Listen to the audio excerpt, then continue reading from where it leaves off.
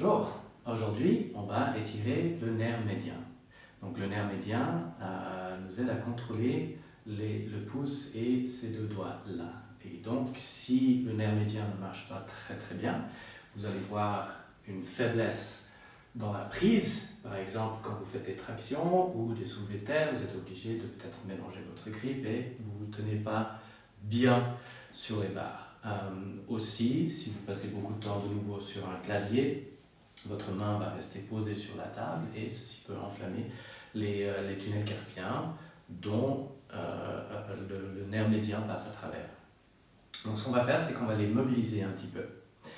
Pour ce faire, vous allez vous mettre droit, le paume de votre main va être derrière vous, face au mur derrière. Je vais séparer les doigts au maximum. Ensuite, je vais monter les doigts pour pointer vers l'avant un maximum et tourner vers l'extérieur. Donc déjà, une fois arrivé ici, vous allez sentir peut-être que ça tire déjà dans le pouce et les doigts. Si ça tire et c'est désagréable, on va dire au-dessus d'une douleur de 3 sur 10, vous n'allez pas aller plus loin dans cet exercice. Si ça va, ce qu'on va faire maintenant, c'est qu'on va faire une dépression de l'épaule, et là, maintenant, moi, je le sens beaucoup, et on va tirer la tête sur le côté. Donc maintenant, ce que j'ai fait, là, je suis en train d'étirer le nerf médian. Maintenant, ce que je vais faire, c'est que je vais essayer de le débloquer. D'abord, à l'épaule. Alors, je vais monter, descendre, monter, descendre, monter, descendre. 3, 4 reps vont suffire.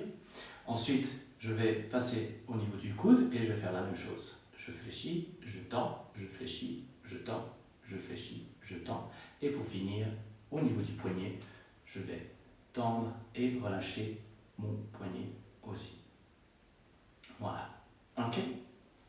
On se relâche et maintenant vous devriez sentir une jolie chaleur dans la main parce que vous avez libéré un petit peu le nerf médian. La prochaine fois, on fera le nerf ulnaire. Le nerf ulnaire passe en dessous et contrôle les deux petits doigts de la main. Voilà. Essayez et dites-moi si vous avez ressenti quelque chose ou une amélioration dans votre force de poignet.